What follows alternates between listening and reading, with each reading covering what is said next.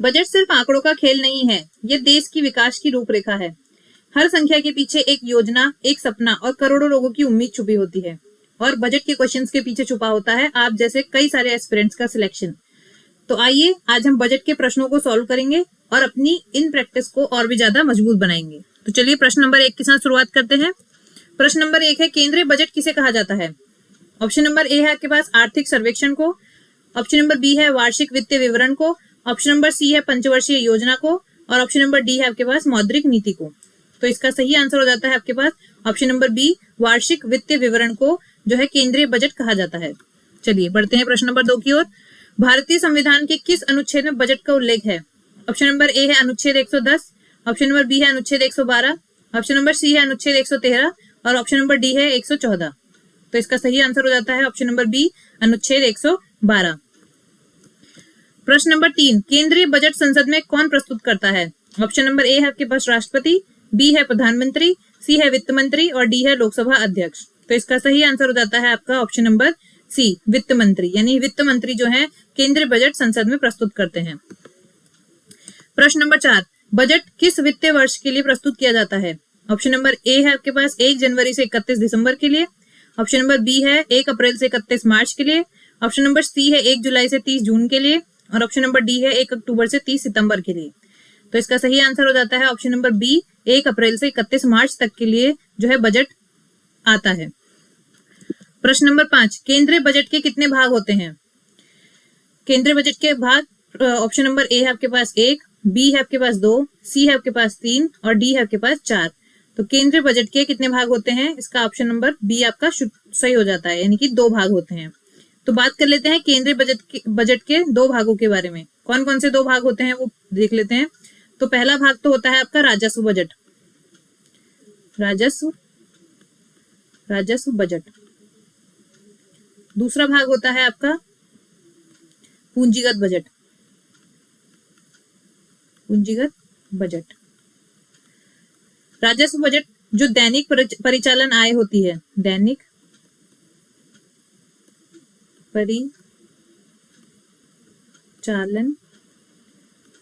परिचालन आय, ठीक है।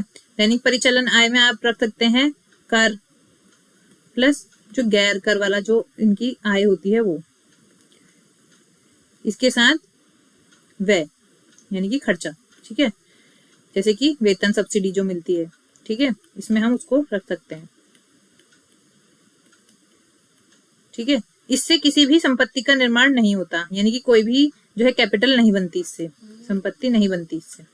लेकिन पूंजीगत बजट की बात करें तो पूंजीगत बजट जो होता है इसमें पूंजीगत प्राप्तियां, जैसे इसमें आ जाती हैं आपकी पूंजीगत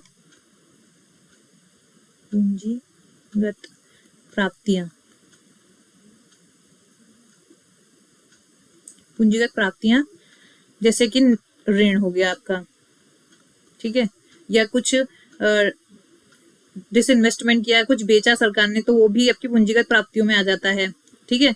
प्लस पूंजीगत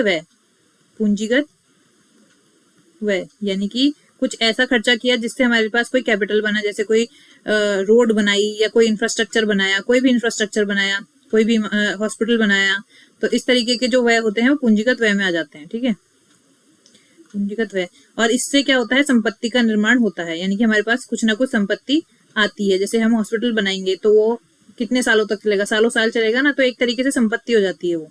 लेकिन इधर संपत्ति का निर्माण नहीं होता, क्योंकि इधर हम अगर किसी को वेतन देते हैं तो इससे कोई इंफ्रास्ट्रक्चर तो बन नहीं रहा, कोई सालों साल चलने वाली बिल्डिंग नहीं बन रही, कोई इंफ्रास्ट्रक्चर नहीं बन रहा है। तो ये राजस्व बजट होता है, ठीक है।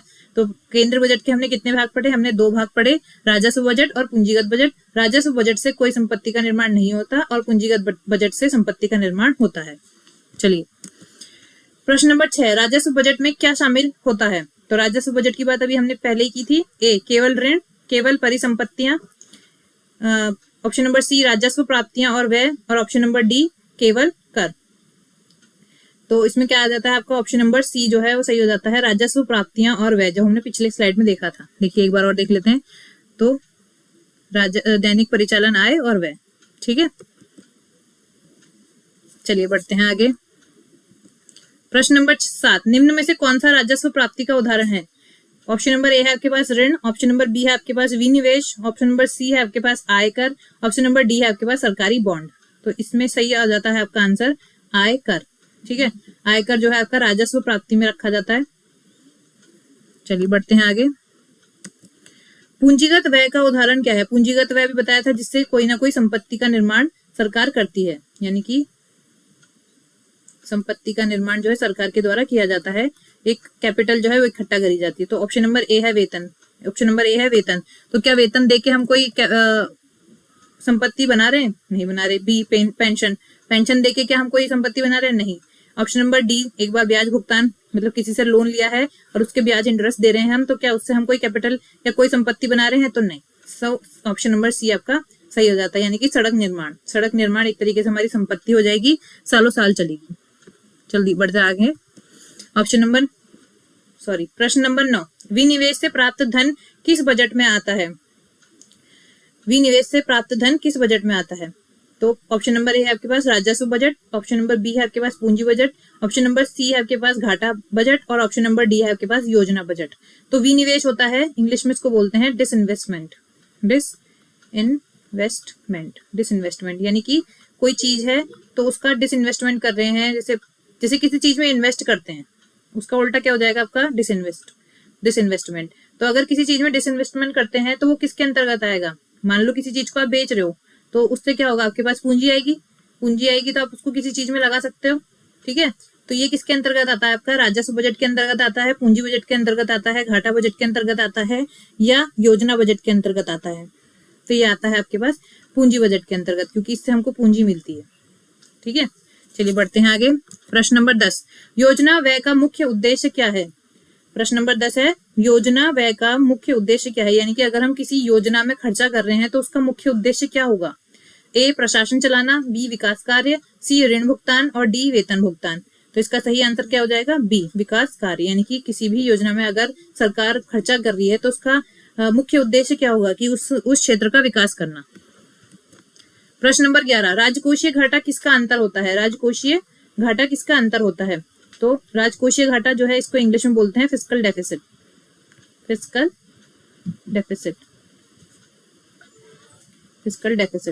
ठीक है, तो फिस्कल डेफिसिट जो है या राजकोषीय घाटा जो है वो किसका अंतर होता है? तो इसका एक बार फॉर्मूला देख लेते हैं। इसका फॉर्मूला होता है कुल व्यय, यानी कि टोटल खर्चा कितना हुआ माइनस राजस्व प्राप्ति, यानी कि जितना रेवेन्यू हमारे पास आया, यानी कि जितना हमारे पास सरकार ने इकट्ठा करके जितना पैसा आया, राजस्व प्राप्ति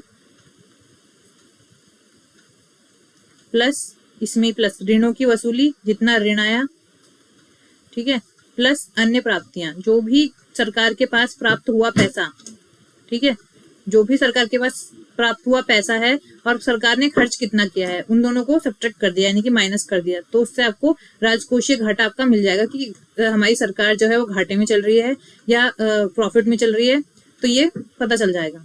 ठीक है, तो इसमें आपके पास ऑप्शन नंबर ए है आय और व्यय, कुल व्यय माइनस कुल प्राप्तियां उधार छोड़कर, निर्यात माइनस आयात, कर गैर कर। तो इसमें आपका आ जाएगा ऑप्शन नंबर बी, यानी कि कुल व्यय माइनस जितना भी आपके पास सरकार के पास प्राप्ति हुई है उसको हमने माइनस कर दिया टोटल खर्चे में से, तो आपके पास क्या आ जाएगा? आपका राजकोषीय घाटा आ जाएगा। ठीक है, इसको ऐसे मान लेते हैं कि आपकी जो इनकम है वो तो 100 रुपया है, लेकिन आपका खर्चा कितना हो रहा है? वो हो रहा है आपका 1000 रुपये। ठीक है, तो अगर आपसे पूछा जाए कि आपका राजकोषीय घाटा कितना होगा, तो आप क्या करेंगे? जो खर्च होगा उसमें से अपना टोटल इनकम माइनस कर देंगे। ठीक है, तो टोटल इनकम माइनस कर देंगे तो कितना हो जाएगा आपके पास? 900 रुपये। तो आपका राजकोषीय घाटा कितना हो गया? 900 रुपये हो गया। चलिए बढ़ते हैं आगे। प्रश्न नंबर 12, राजस्व घाटा दर्शाता है ए विकास को, बी बचत को, सी वित्तीय अनुशासन को और डी कमजोर राजस्व स्थिति को। तो इनमें से किसको दर्शाता है? तो इसका सही आंसर हो जाएगा आपका डी कमजोर राजस्व स्थिति को। ठीक है, कमजोर राजस्व स्थिति को दर्शाता है राजस्व घाटा। चलिए बढ़ते हैं आगे। प्राथमिक घाटा किससे संबंधित है? ठीक है, प्राथमिक घाटा किससे संबंधित है? तो पहले प्राथमिक घाटा समझ लेते हैं। इसको इंग्लिश में कहते हैं प्राइमरी डेफिसिट।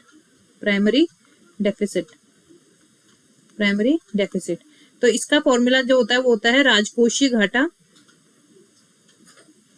राजकोषीय घाटा, जो हमने पिछली स्लाइड में पढ़ा था, राजकोषीय घाटा यानी कि आपका फिस्कल डेफिसिट जो है वर्तमान जो चल रहा है साल का, उसका चालू वर्ष का राजकोषीय घाटा जो होगा वो, और इसमें से माइनस कर देंगे व्यय भुगतान, व्यय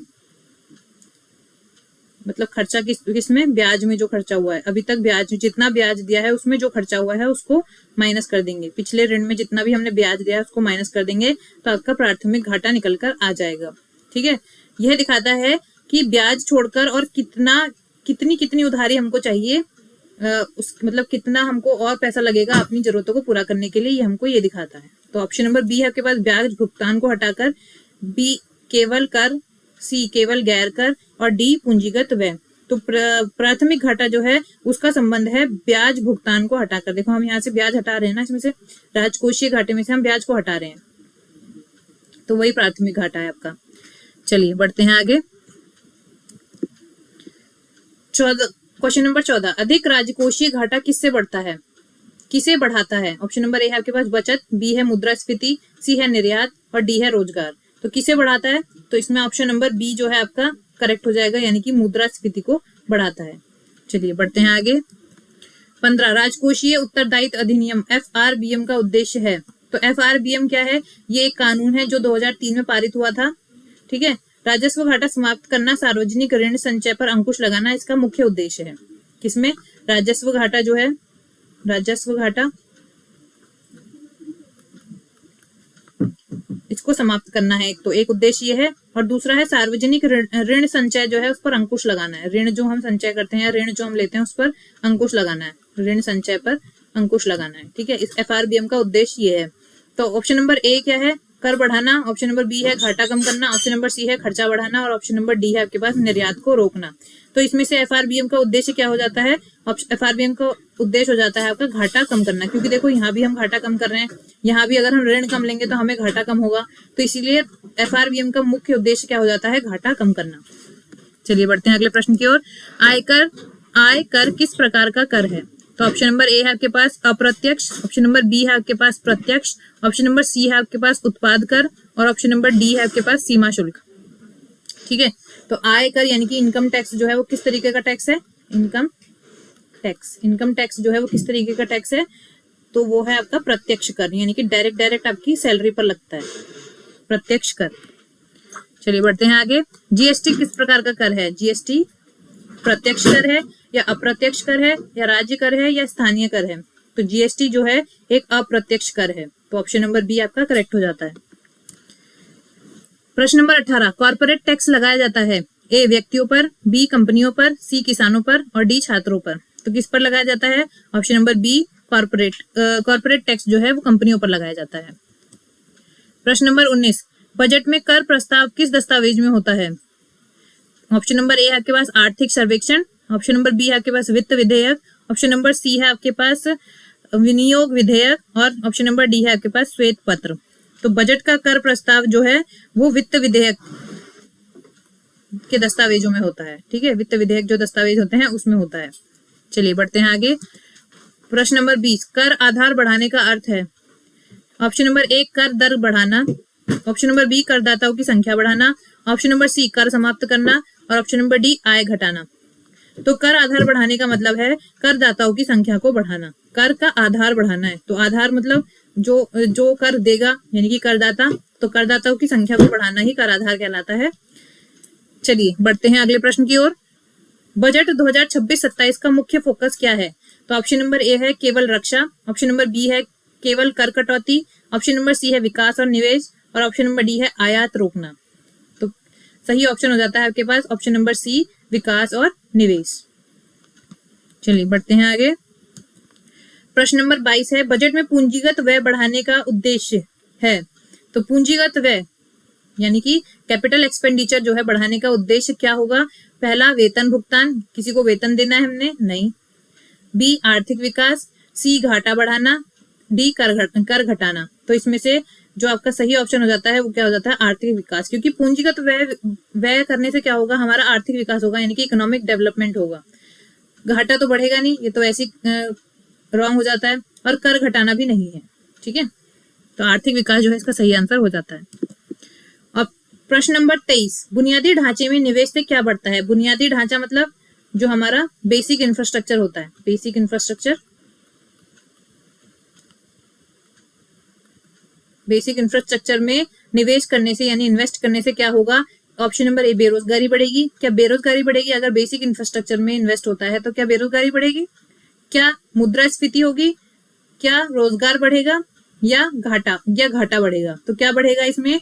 तो इसमें आपका आंसर हो जाता है ऑप्शन नंबर सी, यानी कि रोजगार बढ़ेगा। जितना ज्यादा हमारे यहाँ इंफ्रास्ट्रक्चर अच्छा होगा उतना ज्यादा हमारे यहाँ रोजगार बढ़ेगा। अगला प्रश्न पढ़ते हैं, एमएसएमई का पूर्ण रूप है? तो ऑप्शन नंबर, ये हमने अपनी वीडियो में भी प्रश्न पूछा था आपसे, एमएसएमई की फुल फॉर्म क्या होती है? Option number A, medium small market enterprises, B micro small and medium enterprises, C mega small manufacturing enterprises, D multi state managed enterprises.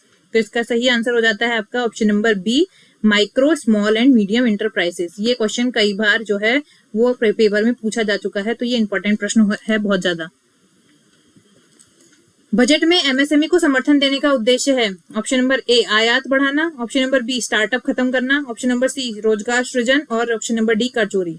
तो इसका सही आंसर हो जाता है आपका सी, रोजगार सृजन। जितना ज्यादा एमएसएमई में इन्वेस्टमेंट करेगी सरकार, उतना ज्यादा जो है छोटे छोटे जो हमारे यहाँ बिजनेस होते हैं उनको बढ़ावा मिलेगा। तो बढ़ावा मिलेगा तो इकोनॉमिक डेवलपमेंट होगा। चलिए प्रश्न नंबर 26, बजट में कृषि क्षेत्रों को प्राथमिकता क्यों दी जाती है? ऑप्शन नंबर ए, निर्यात के लिए, ऑप्शन नंबर बी, जनसंख्या कम करने हेतु, ऑप्शन नंबर सी, ग्रामीण अर्थव्यवस्था के लिए, और ऑप्शन नंबर डी, केवल सब्सिडी हेतु। तो option number C is the correct answer, ग्रामीण अर्थव्यवस्था के लिए। चलिए बढ़ते हैं आगे, कृषि अवसंरचना का विकास किससे जुड़ा है? तो पहला है आपका भंडारण, ऑप्शन नंबर बी है आपका सिंचाई, ऑप्शन नंबर सी है आपका मार्केटिंग, और ऑप्शन नंबर डी है आपका उपयुक्त सभी। कृषि अवसंरचना मतलब हो गया आपका एग्रीकल्चर इंफ्रास्ट्रक्चर। एग्रीकल्चर इंफ्रास्ट्रक्चर में आपका क्या क्या आ जाएगा? देखो भंडारण जो होगा आपका, जहां पर जो जिसको क्या बोलते हैं, गोडाउन बोलते हैं, सिंचाई, इरिगेशन, मार्केटिंग और उपयुक्त सभी। तो एग्रीकल्चर इंफ्रास्ट्रक्चर में तो ये तीनों चीजें आ जाएंगी। तो इसका सही आंसर क्या हो जाएगा? Option number D. प्रश्न नंबर 28, शिक्षा पर बजट व्यय का उद्देश्य क्या है? ठीक है, शिक्षा पर बजट व्यय का उद्देश्य है खर्चा बढ़ाना, मानव संसाधन विकास, कर घटाना या घाटा बढ़ाना। तो इसका ऑप्शन हो जाता है बी सही, मानव संसाधन का विकास। जो हमारा ह्यूमन रिसोर्स है उसका डेवलपमेंट करना जो है सबसे बड़ा उद्देश्य है शिक्षा पर खर्चा करने का। चलिए प्रश्न नंबर 29, स्वास्थ्य क्षेत्र में बजट का उद्देश्य है केवल शहरों पर ध्यान, सार्वजनिक स्वास्थ्य सुधार, निजीकरण या कर बढ़ाना। तो option number B is the correct. क्यों? क्योंकि सार्वजनिक स्वास्थ्य सुधार, जितना ज्यादा सार्वजनिक स्वास्थ्य केंद्र हमारे विकसित होंगे, जो अच्छे होंगे, तो जो नीचे तबके के लोग हैं, जो गरीब हैं, जो ज्यादा महंगे ट्रीटमेंट अफोर्ड नहीं कर सकते हैं, उनको भी अच्छा इलाज मिल सकेगा। इसलिए स्वास्थ्य क्षेत्र में जो है इन्वेस्ट किया जाता है सरकार के द्वारा। चलिए प्रश्न नंबर 3, मानव पूंजी विकास का संबंध है। मानव पूंजी मतलब ह्यूमन कैपिटल। ठीक है, बात करें हमारे भारत में जो युवाओं की संख्या है वो कितनी है? 60% है, यानी कि विश्व में सबसे ज्यादा युवा हमारे यहाँ है। तो एक तरीके से बहुत अच्छी मानव पूंजी हमारे यहाँ है। तो मानव पूंजी के विकास के लिए अगर सरकार जो है इन्वेस्ट करती है तो उससे क्या होगा? तो उसमें क्या होगा? उससे हमारा जो ह्यूमन रिसोर्सेज है वो अच्छा होगा, हमारी इकोनॉमी बढ़ेगी और हमारी जो इकोनॉमिक लेवल है हमारा वो और भी ज्यादा अच्छा होगा वर्ल्ड के हिसाब से। बाहर से दूसरी कंपनियां होंगी वो हमारे देश में आएंगी, इन्वेस्ट करेंगी। ठीक है, तो मानव पूंजी विकास का संबंध है मशीनों से, भूमि से, शिक्षा और स्वास्थ्य से और कर प्रणाली से। तो अब आप खुद ही बताइए कि मानव पूंजी विकास को सबसे ज्यादा किससे संबंधित आप कर सकते हैं? तो ऑप्शन नंबर सी से आप संबंधित कर सकते हैं, शिक्षा और स्वास्थ्य से। जितना ज्यादा मानव शिक्षित होगा और जितना स्वस्थ वो रहेगा उतना ही ज्यादा इन्वेस्टमेंट वो कर पाएगा, उतना ही ज्यादा वो काम कर पाएगा, उतने ही अच्छे से वो काम कर पाएगा। तो उससे क्या होगा? हमारे पास रिसोर्स बढ़ेंगे तो हमारी इकोनॉमी में भी काफी ज्यादा सुधार आएगा। चलिए बढ़ते हैं आगे। प्रश्न नंबर 31, बजट से पहले कौन सा दस्तावेज प्रस्तुत किया जाता है? तो ऑप्शन नंबर ए है आपके पास वित्त विधेयक, ऑप्शन नंबर बी है आपके पास आर्थिक सर्वेक्षण, और ऑप्शन नंबर सी है आपके पास श्वेत पत्र, ऑप्शन नंबर डी है आपके पास विनियोग विधेयक। तो इसका सही आंसर हो जाता है ऑप्शन नंबर बी आर्थिक सर्वेक्षण। चलिए बढ़ते हैं आगे। प्रश्न नंबर 32, आर्थिक सर्वेक्षण कौन जारी करता है? तो आर्थिक सर्वेक्षण कौन जारी करता है? ऑप्शन नंबर ए है आपके पास आरबीआई, ऑप्शन नंबर बी है आपके पास नीति आयोग, ऑप्शन नंबर सी है आपके पास वित्त मंत्रालय, ऑप्शन नंबर डी है आपके पास संसद।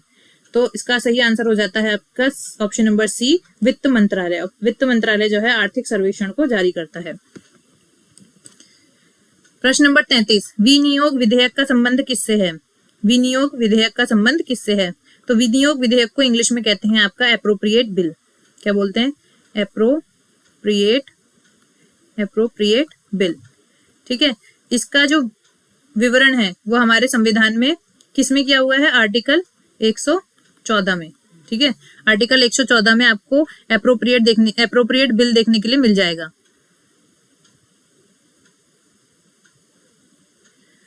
तो चलिए ऑप्शन नंबर ए है आपके पास, इसमें आपसे संबंध पूछा है, तो ऑप्शन नंबर ए है आपके पास कर प्रस्ताव, ऑप्शन नंबर बी है आपके पास सरकारी खर्चा, ऑप्शन नंबर सी है आपके पास आरबीआई नीति, और ऑप्शन नंबर डी है आपके पास राज्य बजट।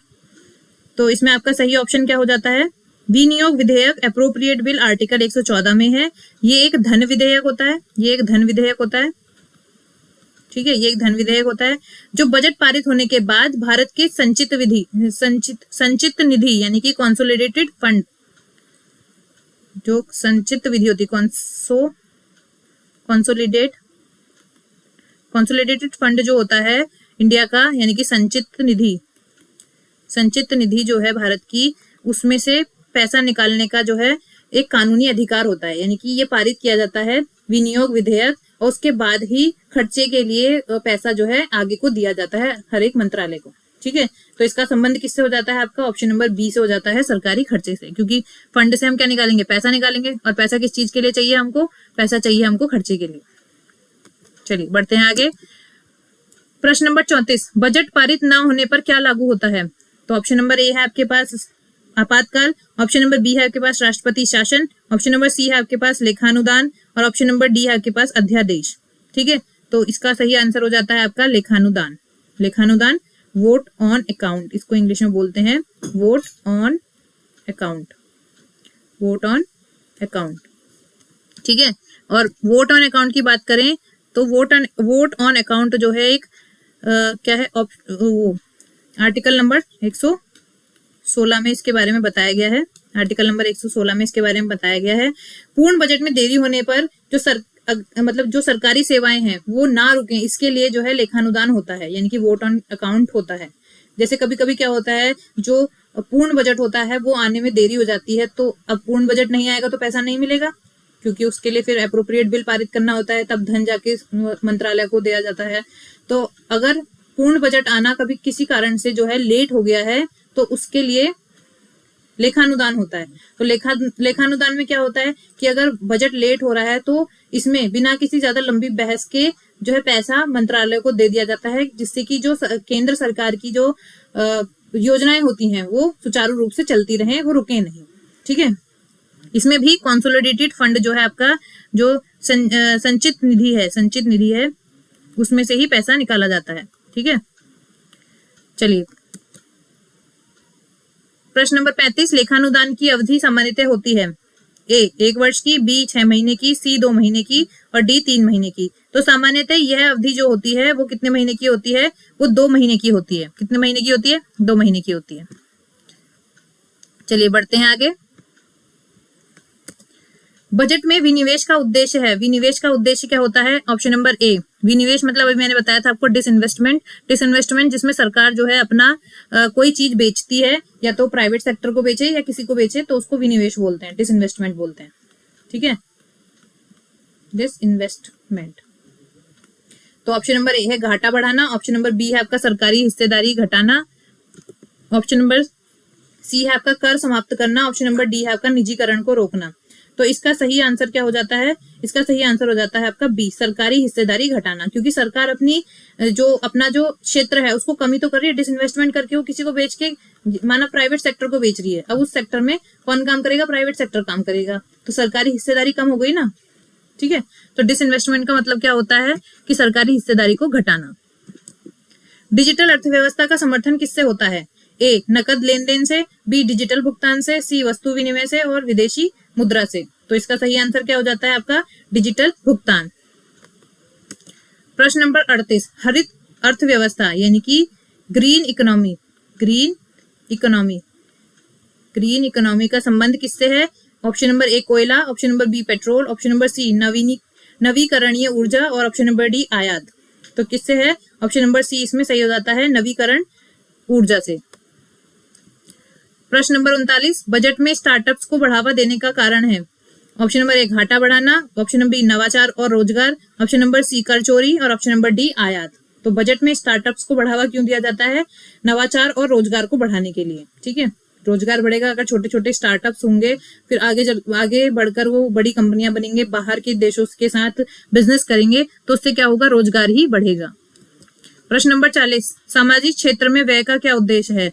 तो सामाजिक क्षेत्र में व्यय का उद्देश्य ऑप्शन नंबर ए केवल सब्सिडी, ऑप्शन नंबर बी समावेशी विकास, ऑप्शन नंबर सी कर संग्रह और ऑप्शन नंबर डी ऋण भुगतान। यानी कि अगर सामाजिक क्षेत्र में सरकार व्यय करती है तो उसका मतलब होता है समावेशी विकास, यानी कि सबका विकास। प्रश्न नंबर 41, बजट का अंतिम अनुमोदन कौन देता है? तो बजट का अंतिम अनुमोदन कौन देता है? ऑप्शन नंबर ए है आपके पास राष्ट्रपति, ऑप्शन नंबर बी है राज्यसभा, ऑप्शन नंबर सी है आपके पास लोकसभा और ऑप्शन नंबर डी है आपके पास सुप्रीम कोर्ट। तो इसका सही आंसर हो जाता है option number C Lok Sabha. Lok Sabha आखिरी अनुमोदन देती है। प्रश्न नंबर 42, सबसे अधिक सरकारी व्यय किस पर होता है? ऑप्शन नंबर ए विज्ञापन, ऑप्शन नंबर बी ब्याज भुगतान, ऑप्शन नंबर सी पर्यटन और ऑप्शन नंबर डी खेल। अगर आपने हमारा बजट वाला वीडियो देखा है तो उसमें आपने देखा होगा कि ब्याज भुगतान में सरकार का सबसे ज्यादा अधिक पैसा जाता है। चलिए बढ़ते हैं आगे। प्रश्न नंबर 43, बजट में रक्षा व्यय किस श्रेणी में आता है? रक्षा व्यय किस श्रेणी में आता है? केवल राजस्व में, केवल पूंजी में, दोनों में या किसी में भी नहीं? तो रक्षा व्यय जो आता है वो दोनों में आता है, क्योंकि अगर राजस्व की बात करें तो उसमें हमको वेतन भी देना पड़ता है और पेंशन भी देना पड़ता है। ठीक है, और पूंजी की बात करें तो मशीनरीज वगैरह जो हो गई वो पूंजी में आ जाती है आपकी। मशीनरी खरीदी कोई, ठीक है, कोई व्हीकल खरीदा तो वो सब आपका पूंजी में आ जाता है। तो इसका सही आंसर हो जाता है ऑप्शन नंबर सी। प्रश्न नंबर 44, कर से जीडीपी अनुपात दर्शाता है? ऑप्शन नंबर ए महंगाई, कर संग्रह की क्षमता को, या निर्यात को, या घाटे को। तो इसका सही आंसर क्या हो जाता है आपका? इसका आंसर हो जाता है कर संग्रह की क्षमता को, ऑप्शन नंबर बी। प्रश्न नंबर 45, बजट में राज्यों को धन किस माध्यम से मिलता है? ए आरबीआई के थ्रू, बी कर हस्तांतरण, सी निजी निवेश और डी आईएमएफ के थ्रू। तो किसके थ्रू, किसके माध्यम से मिलता है? तो उसका सही आंसर हो जाता है बी कर हस्तांतरण के थ्रू। ठीक है, चलिए बढ़ते हैं अगले प्रश्न की ओर। प्रश्न नंबर 46, बजट में सब्सिडी का क्या उद्देश्य है? ए अमीर वर्ग को ऊपर पहुंचाना, बी कमजोर वर्ग की सहायता करना, सी घाटा बढ़ाना या डी निर्यात। सब्सिडी देने से वैसे हमारा खर्चा तो बढ़ जाता है, लेकिन उसका मुख्य उद्देश्य क्या है? उसका मुख्य उद्देश्य है जो कमजोर वर्ग हैं, जो उस चीज को अफोर्ड नहीं कर सकते हैं, जिनकी जो मतलब नहीं खरीद सकते हैं, तो उनको सहायता प्रदान करना, ताकि वो भी उस चीज को खरीद सकें या उस चीज का फायदा उठा सकें। ठीक है, चलिए बढ़ते हैं आगे। प्रश्न नंबर 47, पूंजीगत व्यय का प्रभाव किस पर अधिक होता है? ए अल्पकालिक, बी दीर्घकालिक विकास और सी महंगाई, डी कर। तो पूंजीगत व्यय मतलब जो कैपिटल हम बनाते हैं, यानी कि इससे क्या बनती है? संपत्ति बनती है। ठीक है, तो इसका आंसर क्या हो जाता है? इसका आंसर हो जाता है आपका बी, यानी कि दीर्घकालिक विकास जो है वो पूंजीगत व्यय से ज्यादा होता है। प्रश्न नंबर 48, बजट में रोजगार सृजन किससे जुड़ा है? तो ऑप्शन नंबर ए है पूंजी निवेश, ऑप्शन नंबर बी है आपके पास कर वृद्धि, ऑप्शन नंबर सी है आपके पास आयात और ऑप्शन नंबर डी है आपके पास घाटा। तो बजट में रोजगार सृजन जुड़ा है ऑप्शन नंबर ए के साथ, यानी पूंजी निवेश के साथ। ठीक है, जितना ज्यादा पूंजी में निवेश करेंगे उतना ज्यादा रोजगार बढ़ेगा। जितना ज्यादा मतलब सरकार इंफ्रास्ट्रक्चर में इन्वेस्ट करेगी, सरकार मैन्युफैक्चरिंग में इन्वेस्ट करेगी, तो उतना ज्यादा क्या होगा? रोजगार बढ़ेगा। प्रश्न नंबर 49, बजट भाषण कहाँ दिया जाता है? तो ऑप्शन नंबर ए है आपके पास राष्ट्रपति भवन में, ऑप्शन नंबर बी है आपके पास नीति आयोग में, ऑप्शन नंबर सी है आपके पास संसद में और ऑप्शन नंबर डी है आपके पास आरबीआई में। तो इसका सही आंसर क्या हो जाता है? ऑप्शन नंबर सी संसद में। और कौन देते हैं? तो हमारे वित्त मंत्री देते हैं। ठीक है, वित्त मंत्री।